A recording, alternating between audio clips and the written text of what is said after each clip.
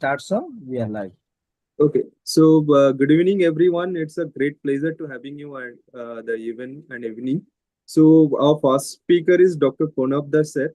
So to introduce sir, I don't think sir needs any additional like any introduction or introductory speech. But yes, sir has having enriched experience of 15 plus years of vitreoretinal handling vitreoretinal all critical and that all complicated cases. Sir is right now associated with the CFS Center for Sight, Kolkata. And today's topic for Sir is just a second, evaluating the need for change, evidence and insight on anti-VEGF therapies. So thank you, and with this, I'll hand over the sessions to Dr. Pranab sir. Sir, over to you. So, thank you very much for your kind introduction. Good evening, everybody. I will be speaking on. Sir, I would request, if possible, you can on the camera so that it's visible. Is it visible? Yes, visible, sir. Visible. Perfect, sir. So, my topic is evaluating the need for change, that is evidence and insights on anti-VEGF therapies. Is my slide visible? Sir, click and change. Yes, sir. It's visible. But slide is not moving. I don't know why. So just sir, click on that slide, double click. You can like you may click double on slide 2 times. Okay. So it's need double click actually. Yes. So this is a sponsored talk by the Bayer. Now you can see my slides, no? Yes, sir. So as we know, there are multiple anti-VEGF currently available for treating the wet AMD, like bevacizumab, ranibizumab, aflibercept, brolucizumab, and faricimab. Although there is no cure, the timely treatment can help achieve the neovascular NMD treatment goals of inhibiting the new blood vessels that leak blood and fluid and improving or maintaining the visual acuity over the long periods. However, in real-world settings, significant gaps and challenges pose barriers to achieve these goals. Now, what are the challenges? Challenges in using the anti-VEGF agents are multiple. There are significant inter-individual differences in response to an anti-VEGF agent. The availability of multiple anti-VEGF agents with different molecular configuration, different molecular weight, and now there are other molecules which are active, have bispecific actions also. So in response to anti-VEGF therapy that have to be found to be dependent on variety of the factors, including patient's age, lesion characteristics, lesion duration, baseline visual acuity, and there are presence of certain particular genotype of risk alleles. And there is currently no consensus how to classify optimal response or lack of it with these therapies. So broadly, how we define the response to anti-VEGF? Primary response is determined at 1 month following the last loading dose. In majority of the case, this is 3 monthly loading dose. Then we evaluate the primary response, and secondary response it can be evaluated anytime after the 4th visit. And secondary response, we know that it do not mirror and cannot be predicted from that in primary response. Sometimes the first injection was very good, and the second and third, fourth, and so on is not working well. So the primary response is not always predictor for the secondary response. And there is a ceiling effect that can negate the currently used functional metrics, such as more than 5 letters improvement when baseline visual acuity is good. So we know that if there is visual acuity good to start with, say 70 letters or more, there is less chances of visual improvement, even if the molecule is very, very effective in that particular patient. So it is important to use a combination parameters to determine the response to anti-VEGF. So 2 parameters are usually we see. There is visual acuity after every visit. We see the visual acuity pre-injection as well as after each injections. And macular morphology is assessed with the OCT, primarily with the thickness, kind of fluid, SRF, IRF, the PDT height reduction, and sometimes the central choroidal thickness reduction. And in a few of the cases, we do ICG mostly for the cases presenting with clinical features suspicious of polypoidal choroidal vasculopathy or retinal angiomatous proliferance, and when response to anti-VEGF therapy is suboptimal. And nowadays, we are using OCT angiography to assess the regression of neovessels. So with this background, we need to know whether switching to newer anti-VEGF agents is a hope or a hype. If you see the real-world studies with the faricimab in NAMD, it have shown that there are limited vision gains from the switching, especially from the Eylea to the faricimab.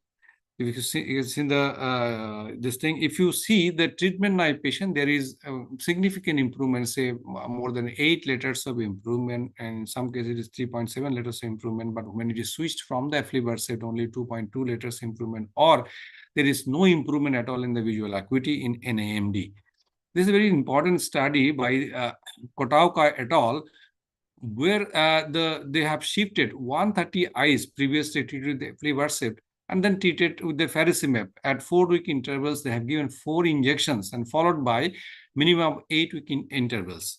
So you can see there after the switching, they have given 4 injections of faricimab, and then also 60% of this patient discontinued faricimab treatment as there is no change in the visual acuity, significant change in the visual acuity. There is minimum central retinal thickness changes, and we can see that the majority could not be extended beyond the Q8. So 67.9% of the patients actually was on Q8 intervals even after 4 loading dose. And 92% of the patients who switched from the aflibercept to faricimab discontinued treatment due to the insufficient efficacy. So, and out of this, what is interesting is that 73% switched back to aflibercept again. And this is another study by the Kishi et al. They have switched 55 eyes previously treated with aflibercept at less than 8-week interval. They shifted to faricimab and then applied the faricimab in the treat and extend regime. And then also initially they have given 3 faricimab injections. So if you see, there is no significant changes in the visual acuity, and as far as the anatomical parameters are concerned, there is mixed outcome. CCT did not change significantly, that is central choroidal thickness, but CRT did decrease significantly. And majority could not be extended beyond Q8. So 70% has a treatment interval less than 8 weeks. So 71% of the patient who switched from the aflibercept to faricimab remain on less than Q8 intervals from the baseline. This is another study. I will not go into details of this study. Now look at the DME. So this is a study by the Bailey et al. All these studies I'm showing is the switch patient, not the treatment-naive patients. All these patients received prior intravitreal anti-VEGF treatment, and out of this 72, this is basically Irish registry. The huge number, 6,204 patients, and 72% of the previously treated eyes were switched from the aflibercept. So majority of being initially treated with the aflibercept and then switched to the faricimab. You can see there is a minimum visual acuity improvement. After 2 injections, approximately 0.2 or 0.4 letter. After 3rd injection, there is 0.8 letters, and after 4th injection, there is 0.7 letters. And it is another study by the same author. This is the UK, these are patients from the UK. He is presented in the Euretina Congress, Amsterdam in 2023. There also the intention was to increase the interval between the injections. So they have patient been shifted to faricimab. Here, these are all DME patients. 47.86% still needed injection in less than 8 weeks interval of faricimab I'm talking of. And 46% patient were within 8 to 12 weeks. Beyond 12 weeks, only 6.5%. So very less number of patients, but actually we can extended the period between the injections. So 86% of patients are switched from the episode in these patients, and despite multiple faricimab injection, majority of the patients are in Q8 interval. That is almost half of the patients are in the Q8 intervals, less than Q8 intervals. So, could targeting additional pathways beyond the VEGF pathway be beneficial? So there are several attempts, different attempts had been attempted in an effort to improve the patient outcome. So the first is the aflibercept plus nesbacumab. Nesbacumab is a molecule which specifically inhibits the angiopoietin 2. So basically angiopoietin 2 antibody. So in studies, it has been tried to use the nesbacumab, that is angiopoietin 2 inhibitors, along with the aflibercept. So if you give this, we are inhibiting both VEGF-A, VEGF-B, placental growth factor, and ANG2. And faricimab is a molecule which was attempted to developed in an attempt to inhibit the VEGF-A and angiopoietin 2. And in brolucizumab, the higher molecular dose was applied to have a more effect. And in ranibizumab PDS, this is a port delivery system where ranibizumab was used to increase the gap between the injection. Their attempt was to make the gap between in injection more than 6 months. So we can see that this combination, that is the aflibercept and nesbacumab, that give the maximum inhibition.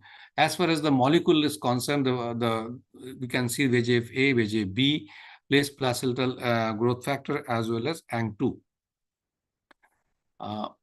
So this was the phase 2 trial. These are the phase 2 trial, like Ruby, which involved the DME, and the Onyx study, which involved the NAMD study. They didn't find any additional effect of ANG2 inhibition along with the VEGFR pathways as far as the visual acuity improvement in concern. So when the nesbacumab, that is the ANG2 inhibition, was done along with the aflibercept, there is no additional benefit which can be achieved with these two combined therapy. So I will not go into details of the studies.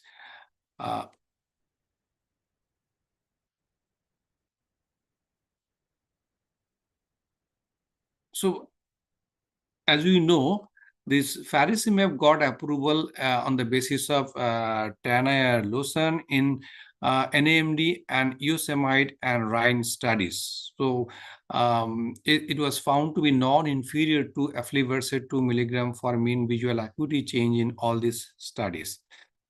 And if you look at the Avenue clinical trial, ranibizumab faricimab achieved similar level of plasma ANG2 inhibition after 1 injection. So this is very interesting. So if you look at this 4-arm, the different doses of ranibizumab and faricimab, if you see at the end of 4 weeks, the plasma levels of the ANG2 was almost similar in all these 4, I think 5 arm of injection involving the ranibizumab and faricimab. That includes the faricimab 6 milligram injection. So faricimab failed to meet the primary endpoint of superiority to ranibizumab for BCVA gain at week 36. Level of ANG2 inhibition was similar between the agents, suggesting that the ANG2 inhibition of faricimab may provide no additional benefit over the anti-VEGF monotherapy. And if you look at the FDA approval, first we'll see the additional pathway. See, the faricimab molecule has a FAB arm, which is exactly the ranibizumab derived. And additionally, there is anti-ANG2 arm. Now, this is doubtful whether the binding to the inhibition of the ANG2 can lead to additional benefits. So that's why the FDA have stated that contribution of ANG2 inhibition to the treatment effect and clinical response of the NAMD and DME has yet to be established in their approval. And preclinical data suggests that VEGF is a key driver for ANG2 production, and anti-VEGF agents can block VEGF-R-driven ANG2 generation. So maybe VEGF itself, the VEGF inhibition itself can cause the inhibition of ANG2 in the downstream. So aflibercept showed the most durable effect in the blocking the effect of human VEGF on ANG2 levels in the preclinical rabbit model. So the results of this study support the hypothesis that the ANG2 may be expressed secondary to the primary insults to retinal vasculature by the VEGF. So blocking the VEGF can itself serve the purpose of blocking the ANG2. And the direct inhibition of ANG2 may not be clinically relevant, as this currently provided by anti-VEGF treatment alone. So VEGFR pathway remains the master regulator in the retinal disease. We know that how the inflammation, neovascularization, retinal vascular leakage happens, and this is basically mediated by the VEGF-A, VEGF-B, and placental growth factor. And a little bit about the placental growth factor. It is a member of VEGF family expressed by the multiple cell types under the pathological conditions, and it binds to the VEGFR1. Both VEGF and PIGF are key components of the inflammatory response cascade. Though aflibercept is the only approved agent that blocks the VEGFR1 ligands and the key VEGFR2 ligands. VEGFR1 ligands, why it is inhibiting the placental growth factors also. Other approved anti-VEGF agents, such as brolucizumab, faricimab, and ranibizumab, they work through the VEGF-A. Despite complete inhibition of VEGF-A, PIGF-mediated effects can still be activated through the VEGFR1 signaling if there is no placental-derived growth factor inhibitor. So aflibercept targets VEGF, the master regulator of the disease pathology, and additionally targets the key ligand, placental growth factor. So in summary, with aflibercept 2 mg already targeting key ligands of master regulator VEGF pathway, there may be limited potential for improvement in functional outcomes for the patients. And increasing the molar dose of anti-VEGF agents may have the potential to offer patients more thorough extended VEGF suppression. That's what we've seen with the PHOTON and the PULSAR study, where they have shown that the number of injections was drastically reduced when 8 mg aflibercept is used in the studies. So have we maximized the outcome for our patient, or can we go further with the disease control? There is no limit to the going ahead, but as of now, aflibercept 2 mg has set the bar high for treatment of the exudative retinal disease with the novel agents yet to surpass its standard of care. And aflibercept targets the key ligands of the VEGF pathway, the master regulator of the pathological angiogenesis. Targeting other pathways has not resulted in improved patient outcome beyond aflibercept. Data from the PULSAR PHOTON suggest aflibercept 8 mg has potential for greater and longer lasting controls of the underlying disease compared with the aflibercept 2 mg through sustained disease control. Thank you very much for your patient hearing. If you have any question, please you can ask me. Thank you so much, sir. Thank you for so wonderful and insightful presentation. So we are open to take questions or doubt. So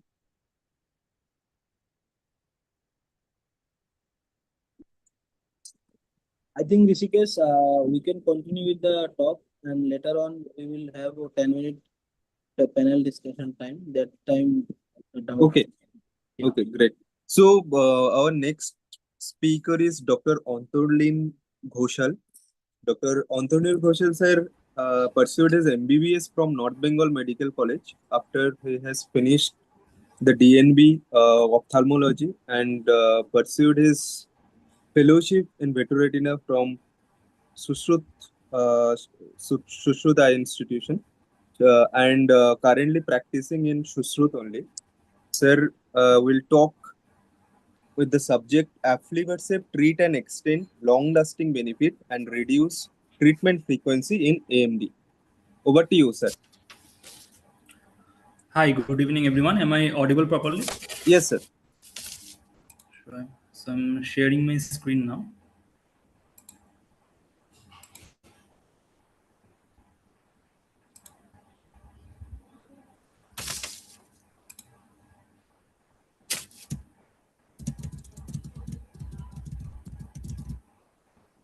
Is it visible to everyone? Not yet, sir. It's now it's okay. It's visible for me. I think for everyone it's visible now. Okay. Okay, so today I'll be discussing on the durability and the reduction of treatment burden with aflibercept using the treat and extend regime. So despite the proven efficacy of all the anti-VEGF agents, the treatment burden remains the biggest challenge in current era, which is supported by this data shown in the screen. Around 72% clinicians highlight injection frequency as a key unmet need nowadays in the Euretina Clinical Trend Survey in 2022 conducted. So the variability of VEGF suppression is one of the main reasons for that, as mentioned by my previous speaker, Dr. Pranab Das sir. So the mean duration of VEGF-A suppression by aflibercept is around 71 plus minus 18 days. And it varies up to 16 weeks in patient with neovascular AMD. So some basic outline about the treat and extend regime in clinical practice. So you can see in the left side, there is a case of neovascular AMD with macular edema. And after the first injection, if the macula becomes dry, obviously after the first 3 loading doses, if the macula becomes dry, we extend the treatment 2 weekly or 4 weekly, depending on the study, up to a certain period. So if the patient is still dry, we extend the interval. And if any new fluid recurs or visual acuity declines or the central retinal thickness increases, then we decrease our treatment interval by 2 weeks or 4 weeks.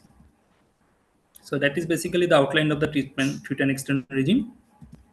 So let's just have an overview of the current anti-VEGF agents and its durability. First of all, we'll start with the ranibizumab. So these are the 5 trials, that is TRIX, CANTREAT, LUCAS, Fluid Intensive, and Fluid Relax, which showed that the visual acuity gain over the 2 years is from the 2.6 to 8.7 later in ETDS. But see the treatment burden, it's around 15.8 to 18.6 within 2 years, which is a huge number. The landmark trial for the brolucizumab, which is Hawk and Harrier, it showed that the number of injection over the 2 years was on average 10 for the brolucizumab 6 mg arm, whereas it's 11.7 for the aflibercept 2 mg arm. But despite the option to extend to intervals of 12 weeks in the Hawk and Harrier, patients who were treated with brolucizumab received only 1.2 fewer doses than those receiving the aflibercept on a fixed Q8 regimen. Because in the aflibercept arm, all the patients were treated in a fixed regime with an interval of 8 weeks. So it didn't show any improvement or any better effect of brolucizumab. And after the 96 weeks, the number of patients which maintained 16-week interval who became stable with 16-week interval injections were 45% and 39% respectively in Hawk and Harrier trial. Let's come to the TENA and LUCERNE trial for the faricimab. In this trial, we can see in 25.8% of patients, they couldn't extend the treatment beyond the Q8 interval. And as the faricimab had 4 loading injections, so the number of injections were actually higher in this subtype of patient. And this TENA and LUCERNE trial did not demonstrate that there is any increased durability of effect of faricimab, because the study design did not allow for a fair comparison. For the faricimab arm, the treatment was extended up to 16 weeks, whereas for the aflibercept arm, there was a fixed schedule of 8 weekly injection. So it was not a true comparison between 2 of the drugs. So now we'll discuss the landmark trial, that is the ALTAIR trial, which was designed to assess the efficacy of 2 different aflibercept treat and extend regime. Here you can see in the yellow color, we have the 2-week interval adjustment group, and in the dark blue, we have 4-week interval adjustment group. So what does it mean? It means that in the first group, if the retina or the macula is dry, if there is no new fluid or hemorrhage or the visual acuity is stable, we extend the treatment in the multiple of 2 weeks. Whereas in the blue arm, we extend it for the 4 weeks. There are 2 mandatory checkpoints, one at 52 weeks, one at 96 weeks to assess all the vision and efficacy of the drugs. Now let's come to the result. Before that, I would like to mention another unique thing, that in this ALTER trial, there is another arm known as maintain arm. That means we all know about the extend arm. If there is no fluid present, no loss of more than 5 years later, or no increase in central retinal thickness of 100 micron, or no new neovascularization or macular hemorrhage, we extend the interval either 2 weeks or 4 weeks. And obviously, if the opposite happens, we shorten the interval for in the multiple of 2 weeks or 4 weeks. But there is another unique arm in this trial, that is the maintain arm. Whereas if there is any residual but decreased fluid, we maintain the interval of the aflibercept injection, and there should not be any loss of more than 5 years later, or should not be more than 100 micron of increase in central retinal thickness, or new neovascularization or macular hemorrhage. So let's come to the result now. So at the 96 week, the 2 week and the 4 week treat and extend arm shows similar result. The mean BCVA gain was 7.6 letters in the 2 weeks arm, whereas it is plus 6.1, and the mean number of injection was also similar, that is 10.4. And the proportion of patients which maintain the Q6 interval injection at the final visit was 41.5% and 46.3% in 2 arms respectively, which is quite significant. And if you add all the 3 groups who maintained more or equal to 12-week interval injection group, that cumulates to 56.9% in 2-week group and 60.2% in 4-week interval group, which is comparable. And another positive point of this trial is that in the 2-week adjustment group, the patients who maintain the 16-week interval gap, among them 96.2% actually maintain the same interval up till 2 years. And the mean BCVA again was almost comparable. That is, at the primary endpoint or 52 weeks, it was 8.4 and 9.0 in 2 arms. And after 96-week interval, it was 6.1 and 7.6 respectively. So the next question is, can this trial achieve the RCT-like outcome in our clinical practice? So let's find out. I'll start with a few other important trials which was done in various parts of the world. First is a Swiss trial by Jaguiat et al. They followed up all the patients up to 4 years. And they had another unique exit criteria. That means those patients who consecutively had 16-week interval gap, they stopped injecting all those patients, and they said that the exit criteria is met. So 35% of patients actually met that exit criteria, which is very significant. And as you can see, the ETDRS later gain is maintained throughout year 4. Next is a Japanese study by Maruko and et al., which showed that the vision improved from the baseline to year 2 with aflibercept treat and extend group, with up to 61% of patients achieving dosing interval of 3 months. So another Finnish study by Taipel and Ott et al. They had 2 treat and extend arm. One is a moderate treat and extend, one is rapid treat and extend.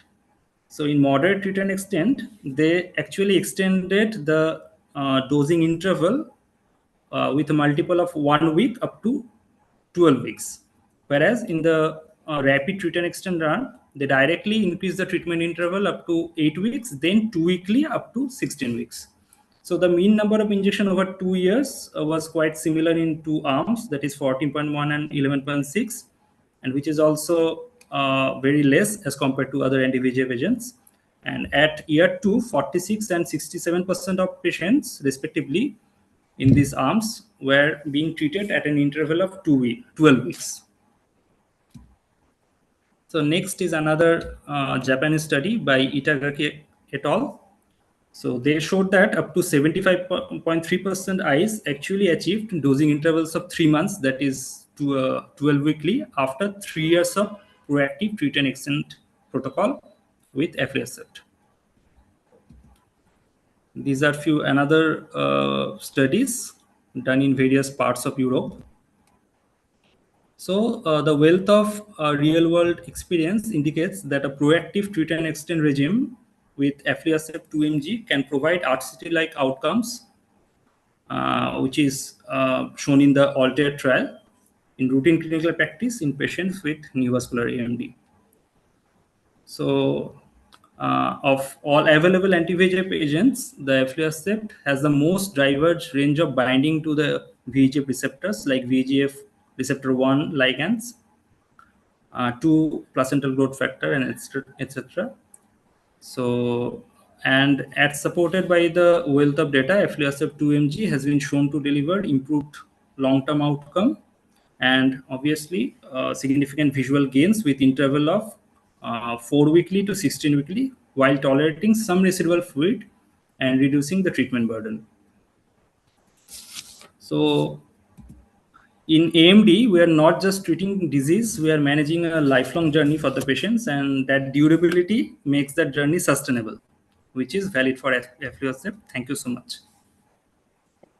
Thank you, sir. Thank you for wonderful talk. We can park the questions for for the sessions. I think after last talk, we'll got 5 or 10 minutes to answer all the query. So our next speaker will be Dr. Shobik Dansar. Dr. Shobik Dansar from Disha Eye Hospital. Yeah. Sir has a great and rich experience of 10 years handling the retina with the complicated cases and that all critical case. So sir will take us through today with the journey, with the presentation, visual outcomes in DME, assessing the efficacy of Q16 aflibercept injections. Over to you, Dansar. Hello. Am I audible? Yeah, Rishikesh, you are audible. Okay. Sir is sharing his slide, I think. Okay. Sir started his sharing scheme.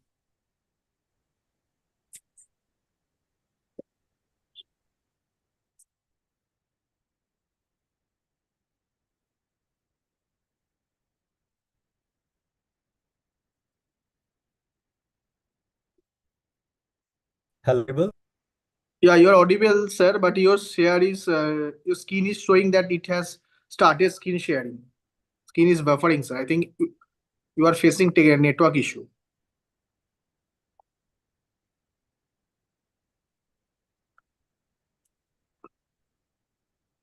Sir, I think you can stop sharing and again can share the slide. So, sir is late. Okay, I think there is a technical issue. Might be sir is facing network issue.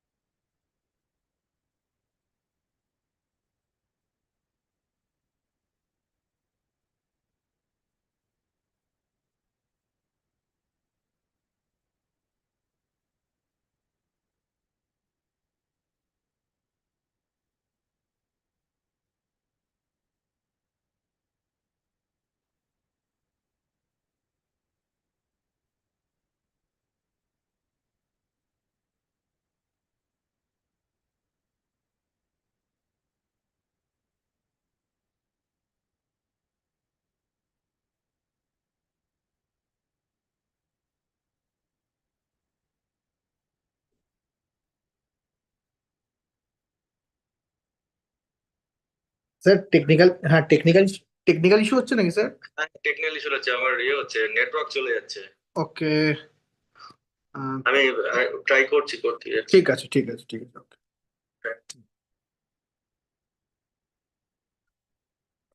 I just talked to sir. Sir is facing some technical issue.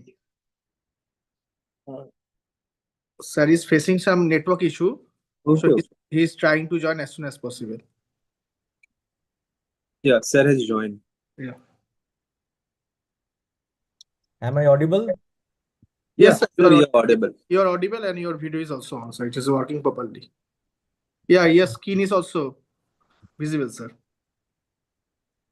Extremely sorry for No, technical sir, delay. it's okay, sir. It might be network issues, not on our control. So today I will be speaking about how we can maximize the visual outcomes in diabetic macular edema, specifically whether the extended injection interval like Q16 weeks are possible with aflibercept. So these slides are permitted only for the purpose of the scientific and educational presentations. And coming to the rising burden of the diabetes is increasing globally at an alarming rate. In 2019, there was a 463 million of patients. By 2045, this is expected to reach 700 million. As diabetes increases, the sight-threatening diabetic retinopathy and DME will also increase. This means the larger treatment burden for the both patients and the clinics. Then diabetic eye disease is one of the leading cause of the vision loss in the working age adults. Around 28 million of the people worldwide already have the DME. The vision loss is actually the most feared complication of the diabetes, even more than loss of limb or the memory. So why the vision gains matter? Even a small improvement in the vision make a big difference. Gaining one line may help the patients read newspaper or drive better. Gaining two lines improve the daily activities like cooking or working. Gaining three lines can improve the color perception. So every letter gains matters. Now coming to the need for individualized treatment. There are proactive or reactive treatment. Earlier, the fixed monthly dosing was common, but now we understand that the patients respond differently. Therefore, the treatment has evolved towards the more personalized approach, such as the fixed treat and extend regime. Okay. Hello. Yeah. So you're audible and visible. Please don't click in that link. Just go back to into your slide. Okay.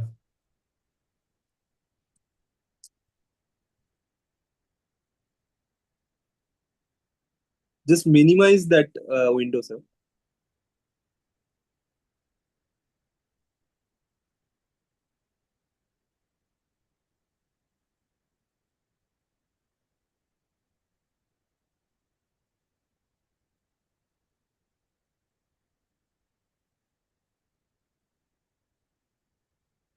Yeah, fine, sir.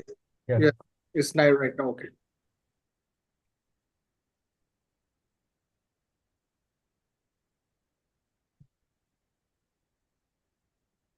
Yes, sir. It is visible properly, sir.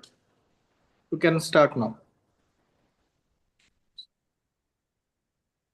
So coming to the protocol T, 1 year outcome. And in protocol T, aflibercept showed the greater vision improvement at 1 year, especially in the patient with the poor baseline vision, less than 69 ETDRS letters. And for this patient, aflibercept had a clinically meaningful advantage over the other anti-VEGF agents. Protocol T, year 2 outcomes. At 2 years, aflibercept remained the superior to the bevacizumab.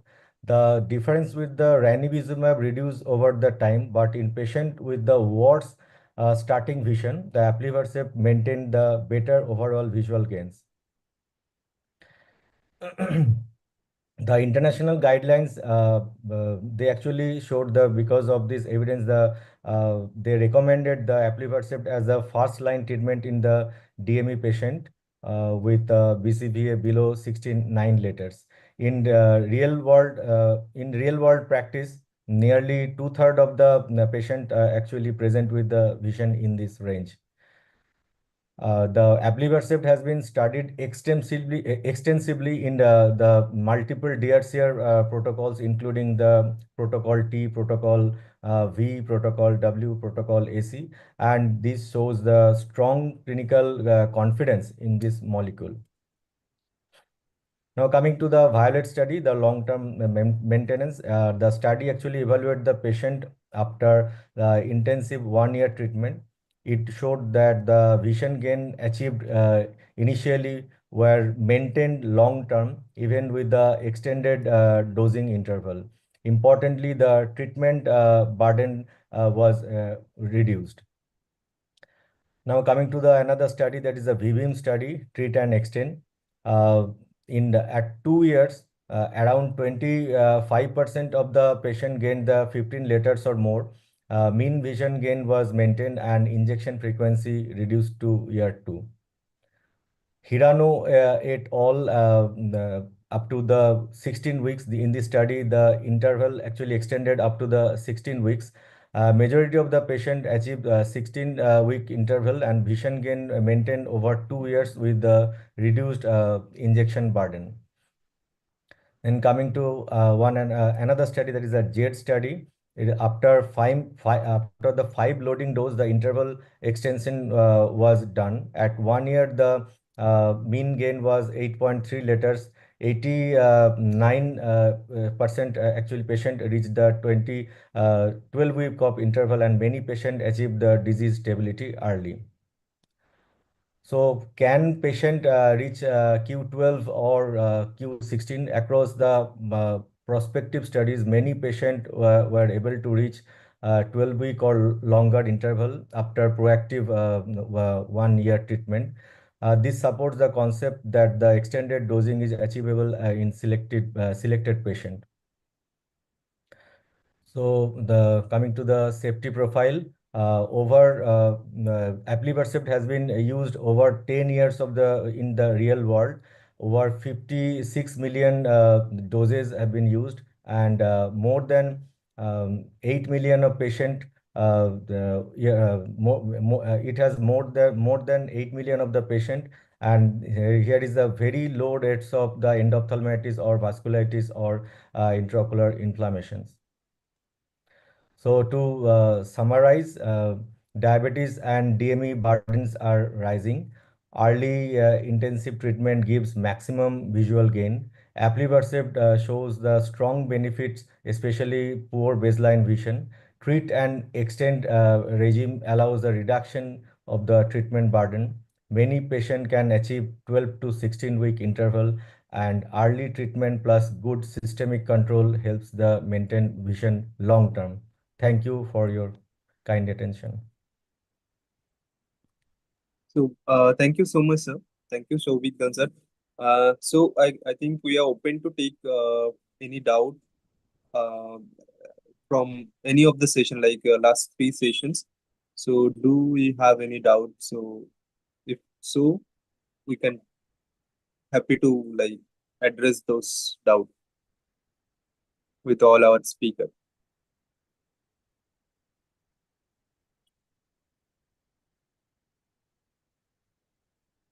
If no, then I have like a query to Dan sir. Sir, how often do you practice loading dose usually in DME? Yes. How is the clinical?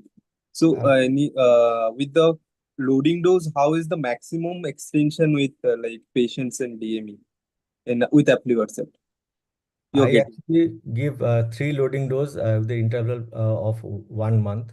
After 3 loading dose, I actually in real life scenario, if the DME is reduced and there is no central involving macular edema, then I actually ask the patient to come after the 3 months, and every 3 months interval I actually follow up the patient. Okay, So why I am asking for your feedback, because many a time I getting the feedback from all doctor fraternity like in DME it's a more or less more of a like a systemic control. The systemic control is very good for the Very- patient. So yeah. sometimes the interval even more than 6 months also for some patient if I Mm. follow the properly loading dose and initial phase of treatment. So do you like have any set of patients or maybe any patient with you like do they do have the more than 6 months of interval? Yeah, yeah. If I actually seen in my practice scenarios, if you start the treatment very early stage of the diabetic retinopathy, then the outcome is very good. But there are a few patients who are actually they are recalcitrant. We tried different types of molecules, and still they need injections after a repeated interval. Yeah. Uh, so they have actually poor glycemic controls, or they have the low hemoglobin level, or they have Other renal, parameters. other parameters have to be checked. Yeah, yes, and even that another feedback that if the patients is if we start with aflibercept means the Eylea, and even that cases the sometimes the patients are coming with the even longer the getting the longer extensions. Means the if you not started with the other molecule, maybe others the first generation ranibizumab or that bevacizumab. So you started with the aflibercept, and the patients are getting the higher extensions in that case. Do you have any kind of any type of that Aflibercept type is of? actually the superiority. It is proved. Aflibercept is better than any ranibizumab molecule. But the comparison between aflibercept and faricimab is actually they are comparable. The results are very much similar. Okay, okay, got it. So yes, but why? So because just last in the Antonil sessions we have seen that comparison in a study, even the Pranab Das sessions also, the Tenaya-Lucens and Yosemite Rhine. So both studies shown that they are comparable, not that faricimab is not providing the superiority, but that there is a comparability is there. So yes, yeah, we can like conclude they are comparable, but there is no superiority. Sir. Yes. Thanks, sir. Thank you for your insight. And Uh, thank you for the wonderful sessions, wonderful talk. And thank you, Dan sir. Thank you, Antonio sir. And last but not least, Pranab Das sir. Thank you so much for like joining us. Thank you very much, sir. Thank Thank you all of our three speakers and Pranab Das sir, Dan sir, and Antonil Ghosal sir. Thank you very much for giving us the opportunity, and we are looking for this type of opportunity in near future also.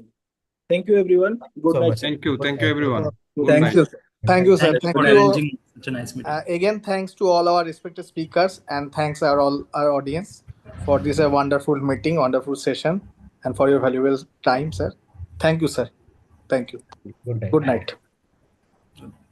So, I would like to request technical team to leave the platform, exit the audience